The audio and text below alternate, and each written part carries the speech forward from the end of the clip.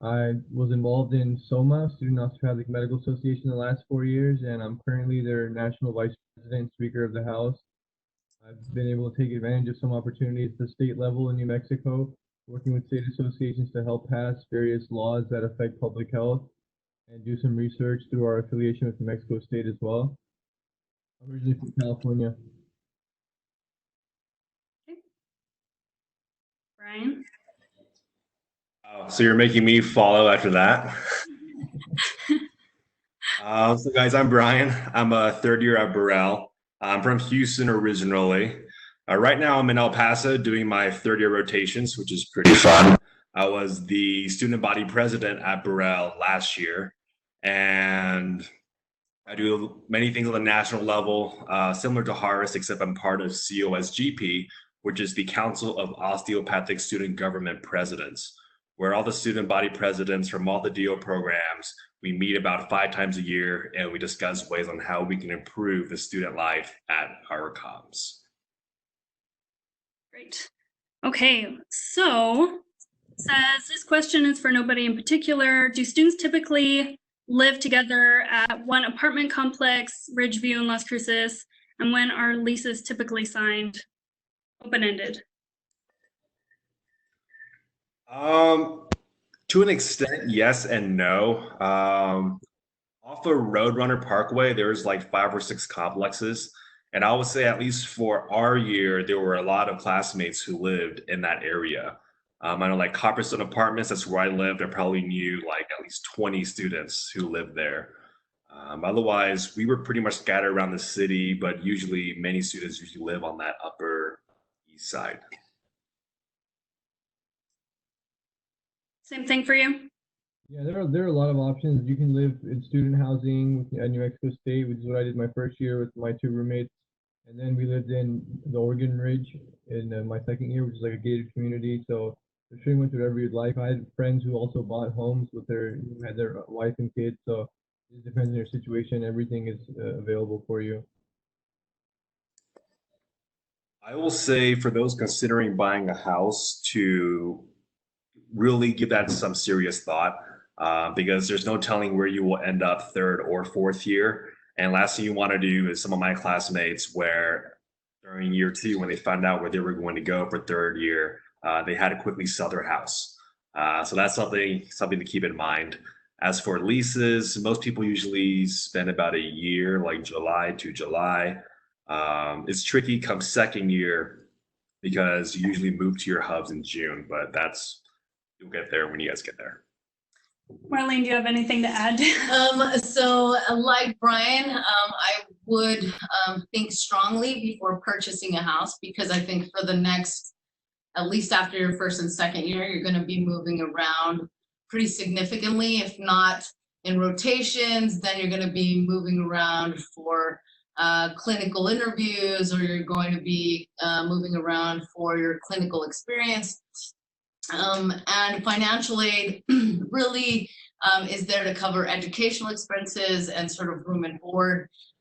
Justifications for helping you buy a house or maintain a mortgage have limited power in.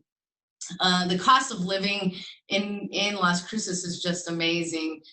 You can find a very nice home to live in with 2 bedrooms for about $650 across the way. My experience with students was that a lot of our single students were able to live closer together, like Brian said, in Copperstone, Sonoma Ranch area. And then we had several families that sort of had to find affordable housing for their families and place them appropriately, right? Make sure that they had good education institutions and at least a Walmart close by. So I think there's many things that you want to think about as you come to Las Cruces. But for those of you that are coming from California or New York or a big city, you're used to spending a lot of money on a parking space, or spending a lot of money just to get a 1-room studio with a shared bathroom. That really is not going to be the experience here in Las Cruces and many of the hubs that we have available. So we have some information and some resources that'll sort of help establish like a cost of attendance or a cost of living here in New Mexico, please feel free to reach out for that information. So last thing we'll say on housing is there is a BCom or Burrell Facebook page dedicated to housing for the students. So a lot of times second years going into their third year will let you know they have an apartment coming up that's going to be for lease, and it would be right at the time that you would want to grab it before moving here right in July. And so join the Facebook housing page, get on your class Facebook page. There's going to be a lot of postings about housing, and all of our students are really open about how they feel about certain apartment complexes or what's available, okay? So I'll have you kind of help us keep track here of the questions and things, but I'm going to try to catch up here on some of the questions that have come in. So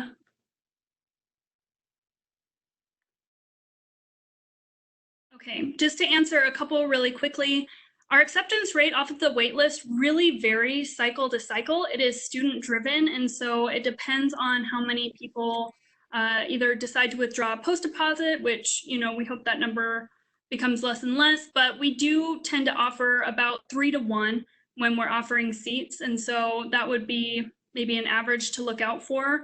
We have done a waitlist poll already, and we anticipate doing that all the way through July to fill our seat. And sometimes you have to offer at the end, when it's 3 weeks out from school, 5 or 6 times to get one person to stick. And so we do anticipate going through a waitlist.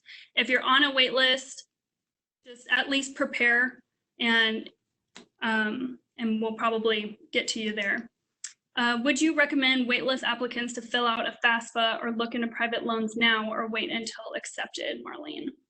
So both of those, if you can do that already, actually you can fill out a FAFSA application for 2020, 2021, and we'll keep track of that. If you're admitted, then we bring you into the process and you'll receive formal communication from our office.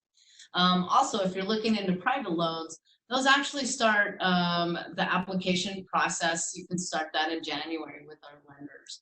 You'll be able to go to the ELM Select System. It's ELMSELECT.com. For some of you that are seeking better interest rates than maybe the feds offer, private loans are always a great way to go. They also do not have the origination fees that federal loans have, and might be a great resource for students that are really looking for additional options. So you can start looking at that information now.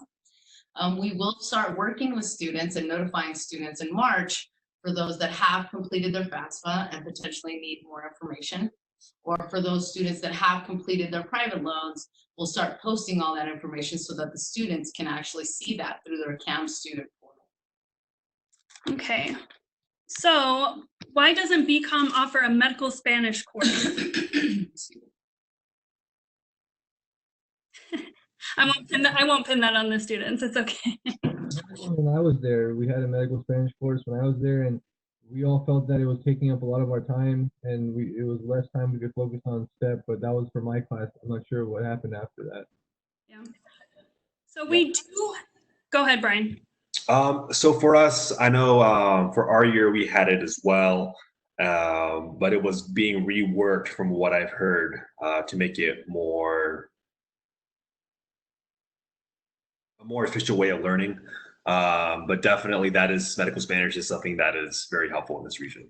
Sure. So from talking to the first years, how they've integrated the medical Spanish is they've actually built it into the club efforts. So there are a number of clubs that teach medical Spanish and go out and use it within the community. So you don't have to be fluent in Spanish to come here, but there are definitely ways to have that built in. If it's not in the curriculum, it will be into clubs. And so you will get to utilize that, okay? So what advice would you have for first year students in terms of classes and how to best succeed?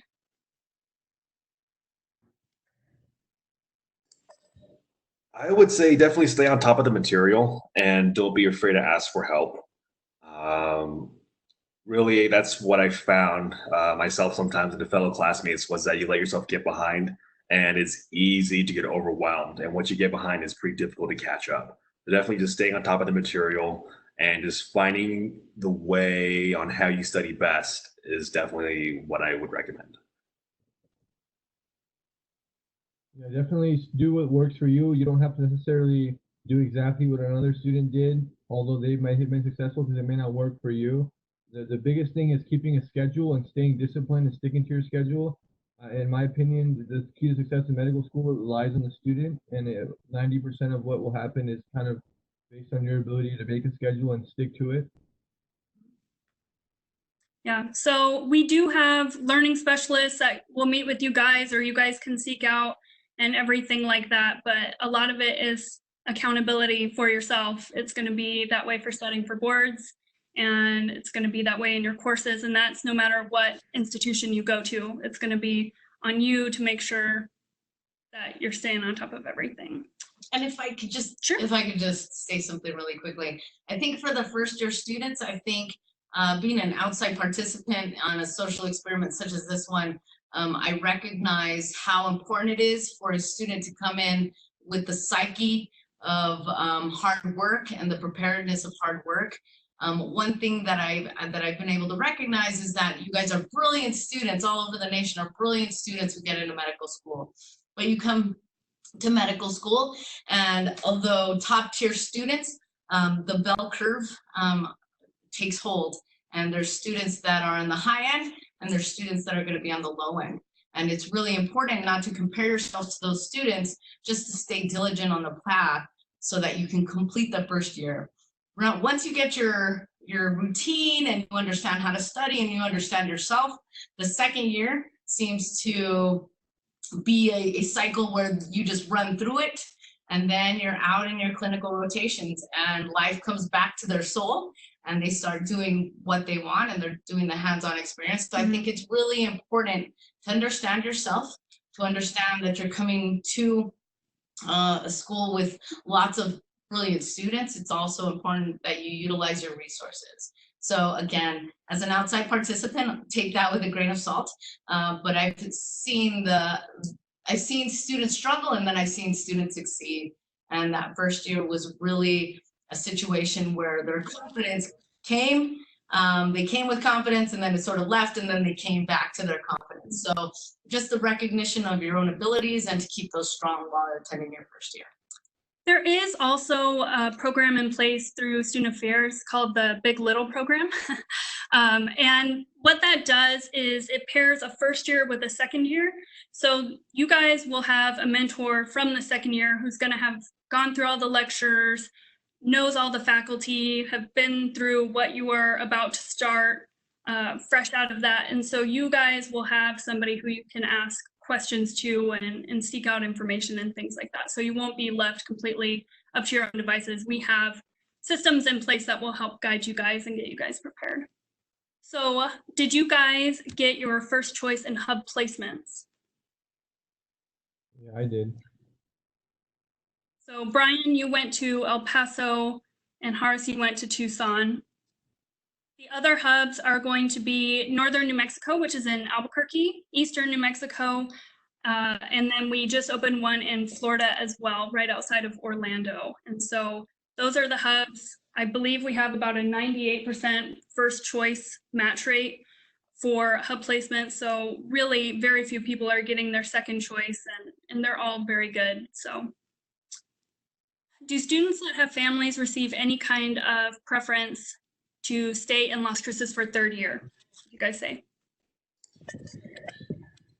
For at least for our year, and it might have changed for the year after for you guys. But if you had families, I believe if your spouse had a job down here, they would take that into account. But at the end of the day, there were no guarantees.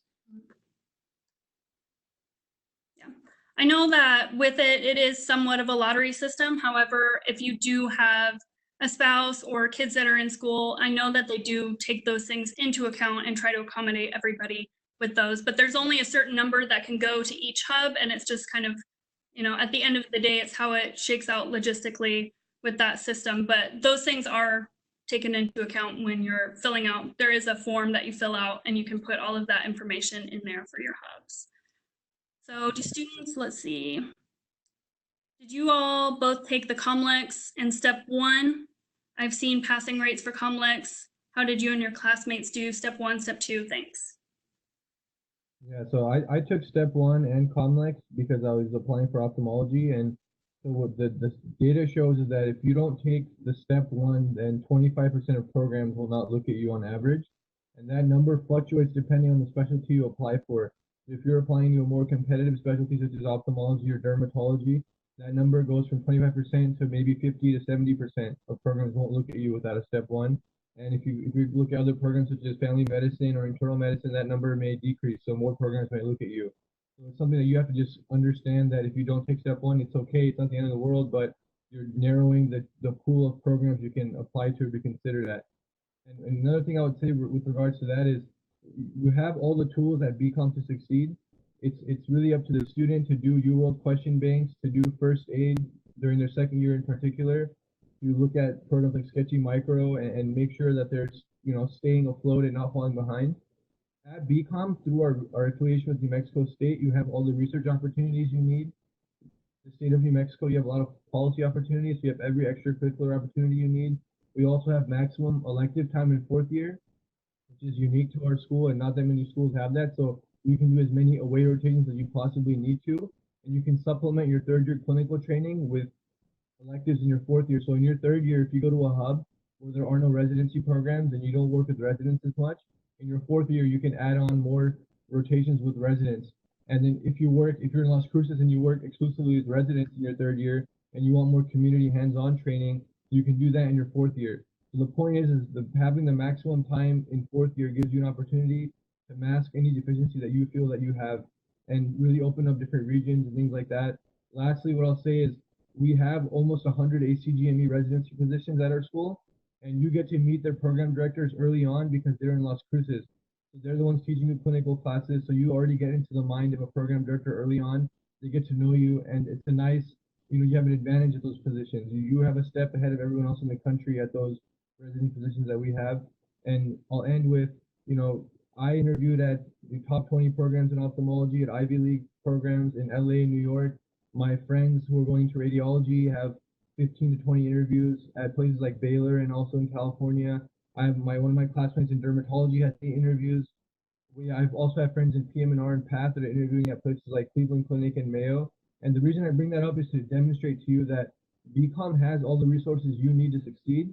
It's really a matter of if you're willing to put in the time to take advantage of the resources.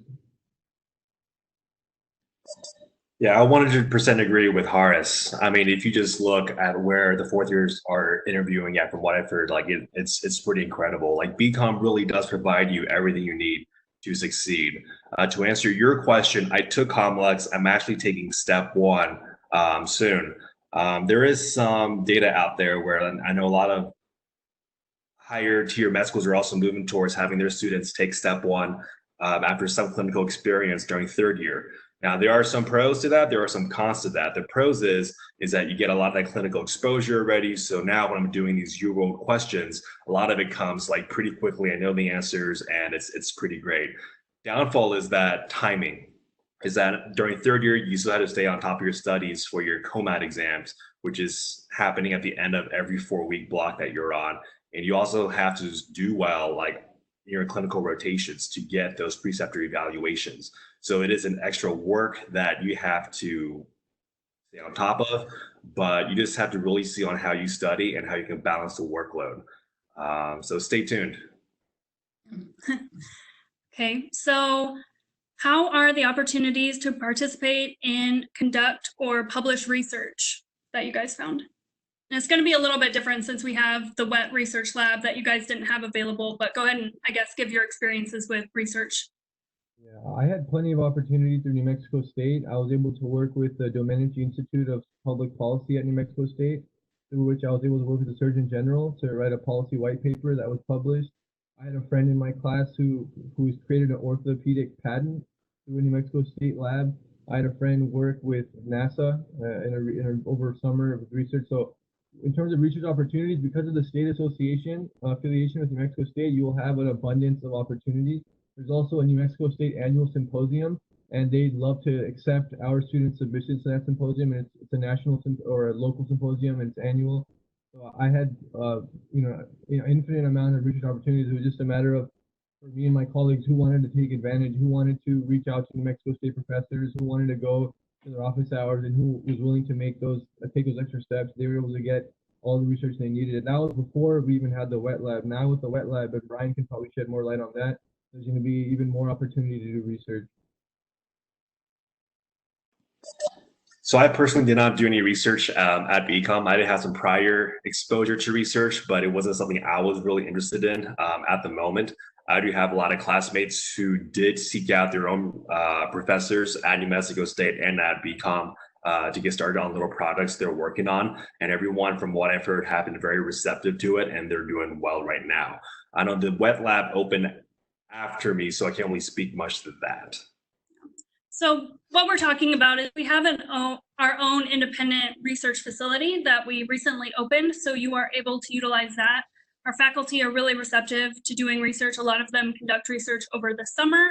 There's a research department that works with getting grants and having you guys go and get papers published or present posters and things like that. So while it's not an essential or it's not a required part of the curriculum, a lot of our students do either continue on or start research projects while they're here. So those are the resources that we have for that, okay? So can you talk about your experience at the El Paso hub site? Was it your first choice, and how did you end up there? Yeah, so El Paso was my first choice, and it's been great so far. All the preceptors are, at least the ones I've had, have been super friendly. There is one other medical school down here, Paul Foster, but other than that, like, there is enough preceptors to go around. In fact, you almost never interact with any other medical students. It's usually just you and the preceptors, so you get a lot of one-on-one time. And then a lot of the preceptors, they've never had medical students before, so they let you experience things that you may not get to experience at other schools. They may have you assist on procedures and everything. So overall, it's a very good experience down here in El Paso. People are great, food is great, weather is fantastic. Okay, so next question, and Marlene, you may be able to speak a little bit to this. If I chose to go military route, how would I go about that?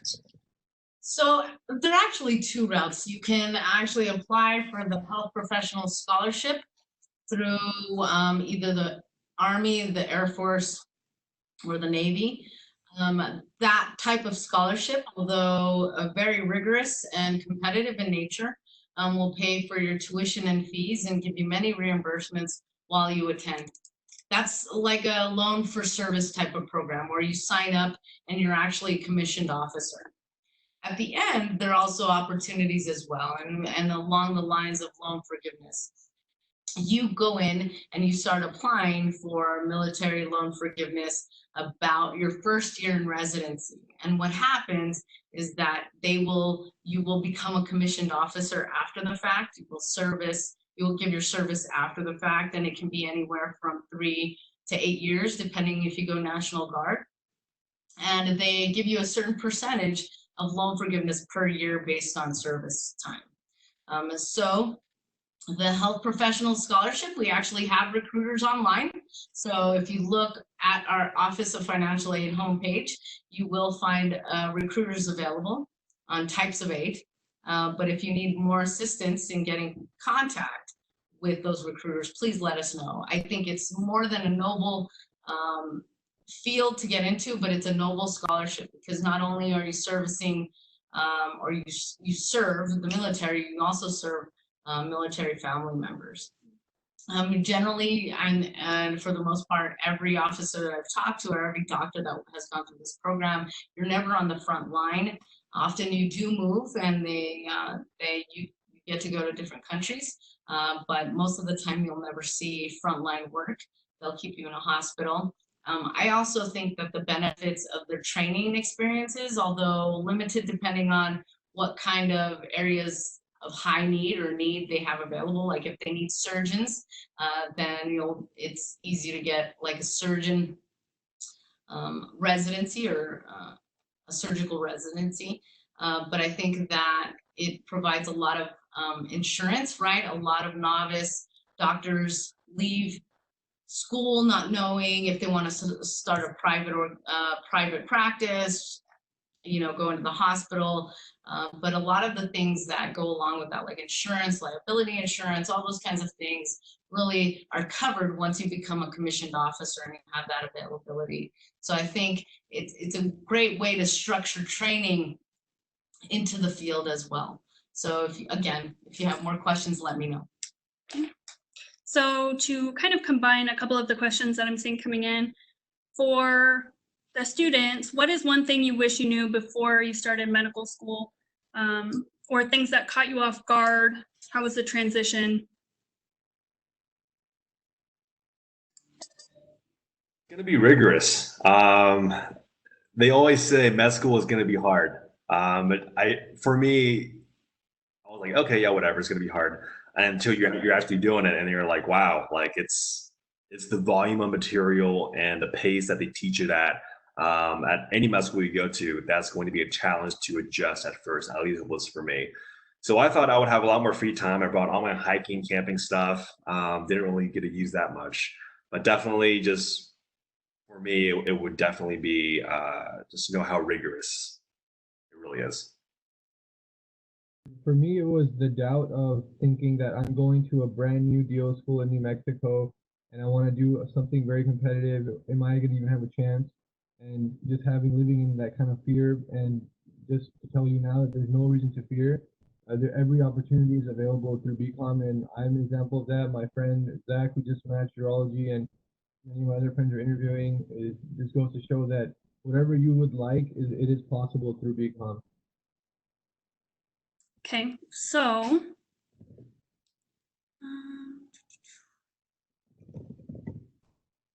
so when do we need to be in and settled into Las Cruces? So that's going to vary for a lot of people, but school does start mid-July. I believe it's the second week in July, has new student orientation.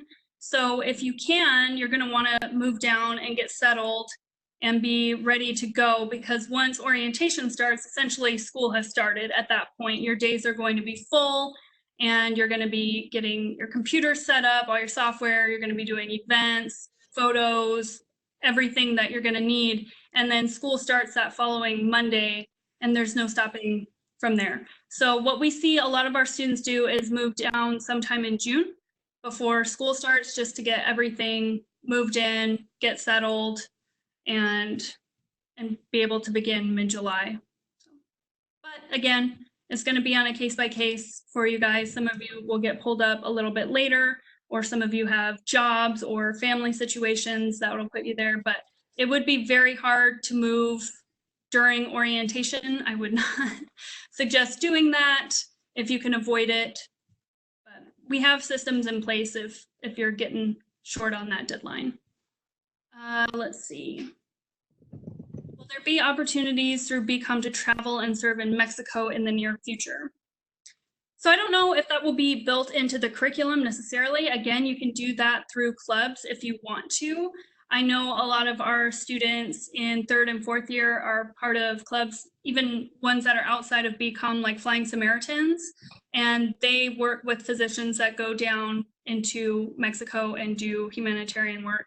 Is that kind of your experience, you guys? Is that fairly accurate? So. No. Okay. So what would you change about BCom or your experience so far?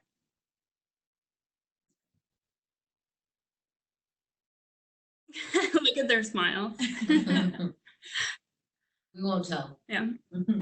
This is a chance to be very open and honest, and some things have changed since they have gone to school. So what I would do is I would just focus even more on my individual studying for licensing exams, for board exams, like realizing that it's about how many questions I do on UWorld, and it's sad that this is how medical education is, but this is just a reality for everyone across the country.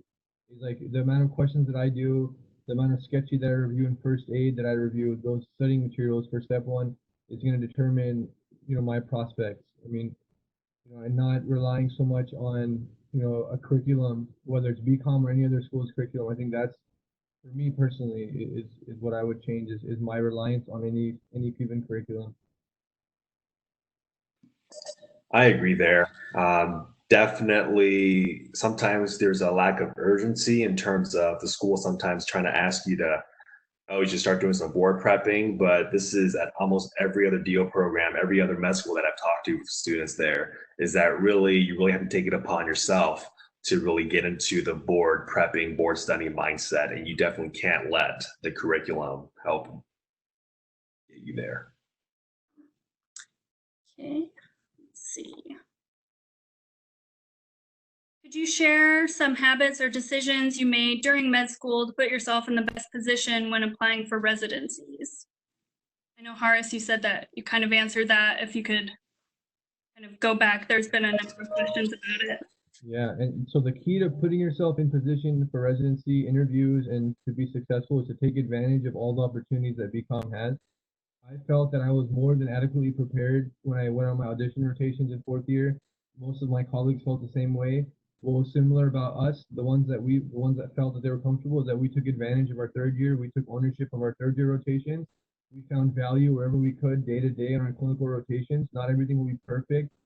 You know, sometimes you'll be thrown around to different attendings. Sometimes it won't be a very structured rotation, and that happens. And you have to just find where you can gain value in those situations. And again, it goes back to taking advantage of what we have. The advantages we have is the research opportunities. There's a wet lab in New Mexico State, so taking advantage of that will put you in a position to succeed. Staying disciplined to your study schedule and doing questions for question banks so you do well on boards. You know, making good relationships with, you know, the local hospitals, Mountain View Memorial, they have residencies there. You know, reaching out to them and going to rounds with the local hospitals, taking advantage of those opportunities, taking advantage of the maximum elective time that BCom offers, and making sure you're on top of scheduling your third year rotations. Your fourth year rotations in your third year. And there's a program and system on how to do that and that you'll see when you get there. So for me, it's just taking advantage of all the opportunities that BCom has to give you. You concur, Brian? Yes. Ask me all this in 1 year. Okay. As students, did you feel comfortable with your clinical and medical knowledge during your rotations, even when exposed to novel scenarios? Absolutely. Yeah, I mean, I was, so, and I did my third year in Tucson, so I had rotations. Some of them were very structured. They were with University of Arizona students. Some of them were not as structured in an outpatient setting in a private practice. But because I had that varied experience of working in a very academic setting with residents and working in an outpatient setting and working in a community hospital, I felt like me and my colleagues were equipped to deal with anything, really any type of scenario, especially in our fourth year away rotations. I agree there. So my first rotation was in an inpatient internal medicine program. And our first day was the very first day the residents started as well. So just being able to work with the residents and then just being talked about cases and patients and seeing that, oh, wow, I actually do remember things from the curriculum and from board setting. It's pretty incredible how the process works. So yes, I thought I was in a pretty good spot. Well, and another thing that's in the curriculum, if we had, you know, a first year here, they could attest to. So we started doing more standardized patient encounters than maybe they received while they were here. So we start standardized patient, even for clinical skills during your third week of your first year, and you're going to be doing them essentially every 2 weeks for your first 2 years here. So you guys are going to be getting a lot of hands-on experience. It's not just going to be lecture. So even for things like ultrasounds or phlebotomy, suturing, you're going to be doing that on a live stranger, having to have that dialogue and that eye contact and getting you guys used to that. And it is part of your exam and testing grade. So a lot more. So hopefully going into your third and fourth year, you'll feel very confident with that. Okay. One thing I'll add is that one thing I'll say about I mentioned earlier that the curriculum, you know, it doesn't really matter in terms of medical schools, but our clinical faculty in our first years are outstanding. A lot of them are attendings at those residency programs that are local. So you'll be being taught by, you know, family medicine, internal medicine, attendings, and program directors in your first 2 years. You're going to be learning from them on how to present a case, which is the most important part of rotations, is how to present a case. So you get, I think, really great training in that respect. So one of the questions that came in was talking about working with virtual anatomy and cadavers. So we do actually have a cadaver lab. I'm not sure why that was said that we didn't. We actually have a huge cadaver lab that they just redid and modified. I believe there's 16 beds in that. So you'll be using virtual anatomy and also having access to the cadavers, again, starting in your first year to answer that question. Let's see.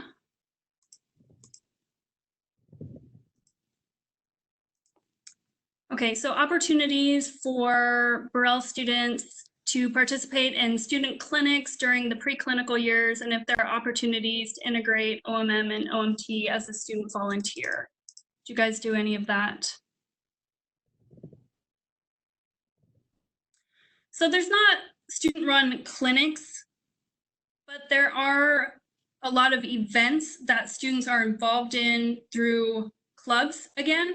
So we have things that are held at, say, the farmers market, where you guys are doing Narcan training, you're teaching about breast exams, you're doing blood pressure checks and blood sugar checks and things like that. So while it's not a clinic, you are at events like that. I know a lot of the students have been rotating or volunteering at the homeless shelter and also with the refugees during their third and fourth year if they're in the Las Cruces hub.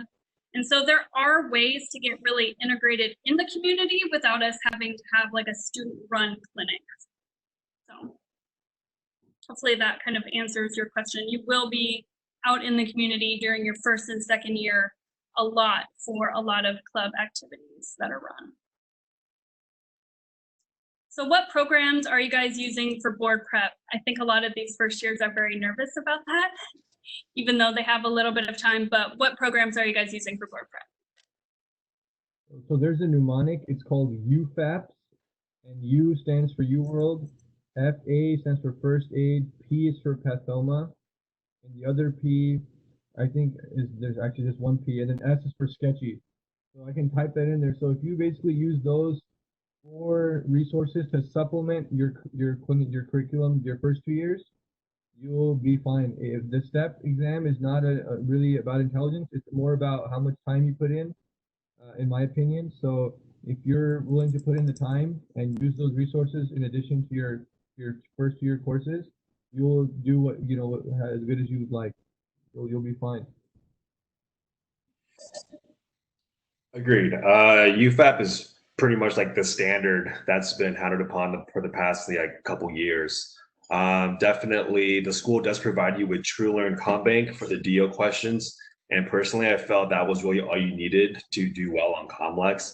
The questions were still pretty terribly written on both, so it kind of gets you used to the style of questions they ask. But definitely, UWorld is like the gold standard for question bank. First aid, I recommend staying on top of that throughout your classes.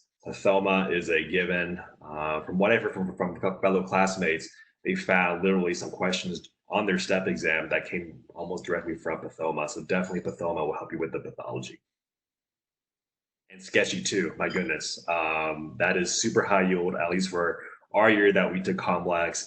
I would say Sketchy was absolute a gold mine. So definitely highly recommend Sketchy.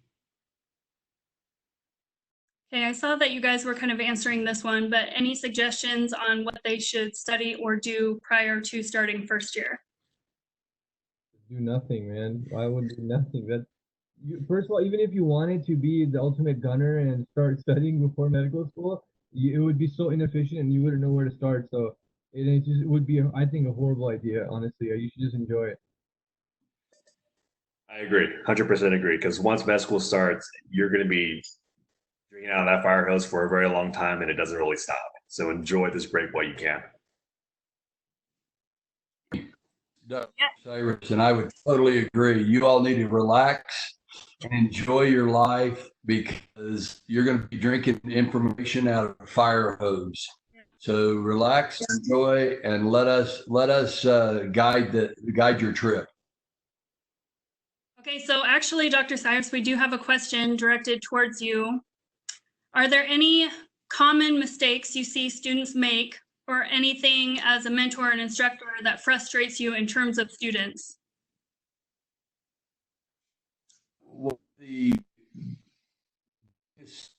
issues students face is outside of what we're trying to teach them. We are constantly looking at what is on the board questions and what the boards are addressing. This is an ever-changing world, just like medicine is ever-changing.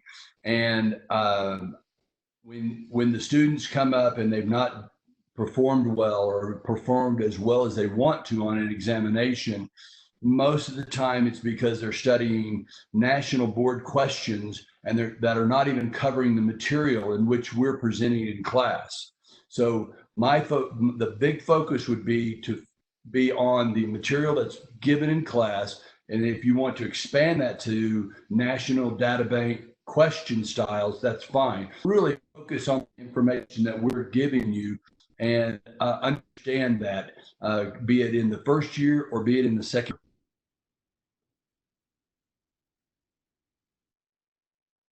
Let's see. So somebody is asking, they're currently working and they're wondering how long they should give themselves between working and the beginning of school. Any suggestions? Quit tomorrow and just go on vacation.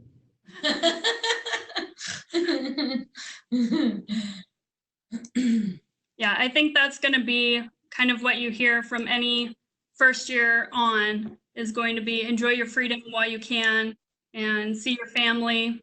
Make sure you get it all out of your system, because once you start, you can't stop, fortunately. Do we need to be CPR certified? Sure. I was going to say, I wasn't the traditional student. I said I wasn't the traditional student. It was a second career for me. So I already had a family. I had no choice in what I had to do. So yeah. I had to work right up to the moment. And I think a couple of our incoming students are right there in that boat. So you need to be CPR certified before classes start, or will that be covered during orientation? The school should have a class for that for you.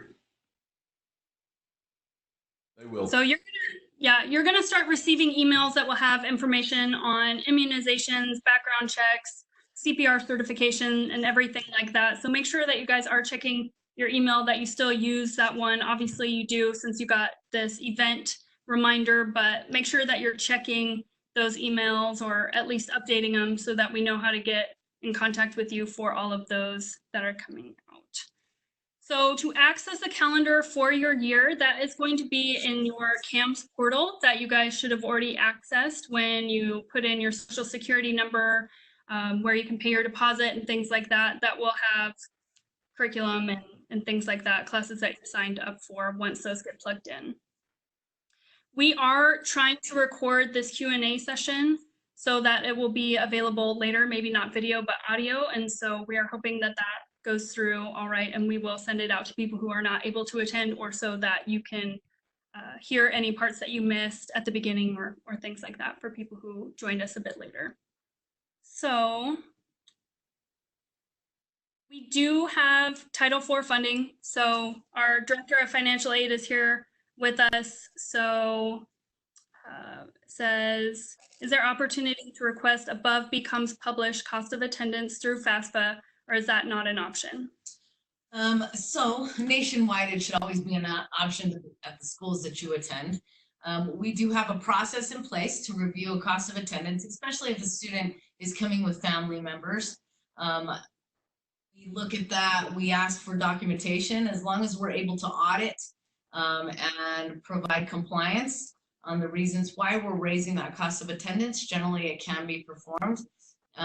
Again, we have several students, some of the things that we can automatically take into consideration are like daycare expenses or medical expenses. Maybe you have diabetes and you need certain tools and things that you utilize on a daily basis. That if that goes beyond the health insurance component that we have on our cost of attendance, then again, we would surely like to look at and review your cost of attendance so that we can make it a little more individualized. Although we can't make every student's individualized and we can't guarantee an approval. Some things that we can't approve would be like a new roof. right? For a house maybe you purchased, maybe in vitro, because it has to do more with the options of the family, but we'll always take something into consideration if it's requested. Okay, so when you are going into your third and fourth years at the hubs, what are the logistics of choosing various rotations? Is there a portal that students use for it? Yeah, so for third year, it depends, whichever hub you go to, you're going to be assigned your entire third year. And then for fourth year, there's a program called VSAS, which has a great number of hospitals across the country where you can apply for residency programs. You can access it in like January and February, and you can see what their requirements are. And then usually around March, you can apply to those rotations. And so there's also programs that don't use VSAS. So if there's a specific region or hospital that you want to go to, they may not use VSAS. And in that situation, you would reach out to the hospital and program director or coordinator rather personally. So there are systems that are very easy to use, and you can utilize them to get the rotations you need. And just to reemphasize, you have to be very reflective. If in your third year you had a lot of community rotations, then maybe in fourth year you want to supplement your education by doing more academic rotations. If you spent a lot of time with residents in your third year, then maybe you want to do some community rotations in your fourth year, so that when you go to interviews, you can talk about how you've done both community-based rotations and academic structured rotations. So it's good to be reflective during that third year. What's also good to reflect on is the increase of the costs to go to residency, right? To end up graduating and end up in your residency program. The more residency programs you apply for, the higher the costs. The more traveling you do nationwide, the higher the costs. Excuse me. But as the Office of Financial Aid, we will look at those costs and do some accommodation for students that go from California to New York to Florida to Oklahoma to all those different places to ensure that they get a match. So one of the things that I always would consider as a student is that the increase from year 1 to year 2, and then year 3 to year 4. And year 3 includes some of the components that it takes to move, right? The clinical rotations, some of those things, but it also includes some of the applications costs for BSAS or ARIS, which is another site that medical students use. And then in your fourth year, there is travel accommodations for the residential interviews that you're going to be going on. But I think, again, it's important as a first-year student to sort of look at the cost of attendance and make an estimate on how much you want to spend or how much you're looking at. And hopefully you're able to save over the 3-year, 4-year period so that you aren't blowing your loan aggregate levels out of the water. But you can always come to our office and we'll help you through that process. So how did you feel when going into your OMM classes? If you felt nervous, how did you overcome it? You'll probably feel nervous on day one because it's definitely something completely foreign and different that you've never experienced before. But by the next time, like you're just used to each other and you know what's expected. So you just go in there and you just do it. Like it's okay to be nervous the first time you go in there, but it just comes naturally afterwards. Yeah, OMM is great. It makes you more comfortable with anatomy and physical landmarks as compared to MD students, and that's, I think, is a pretty big advantage. It makes you comfortable touching patients, which I think is important as well. And it's a different, skill set you can have. And if you're kind of in private practice later, you can make your practice more financially lucrative, perhaps, too. So I think OMM is great. Okay, let's see. Would you recommend using the Anki? I've used it for MCAT, but curious if it's really useful in the span 2 to 3 years.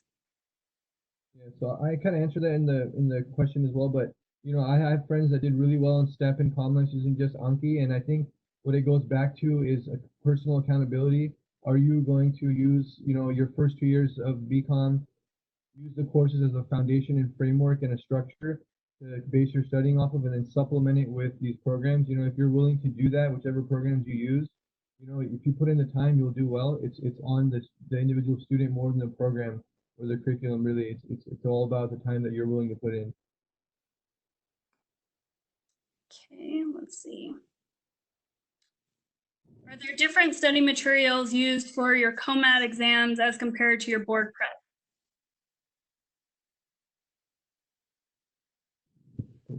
As at least from what I've experienced for like COMAS and everything, using online med ed, UWorld, those seem to be the big two that from what I talked to a lot of fourth years use. Is that right, Harris?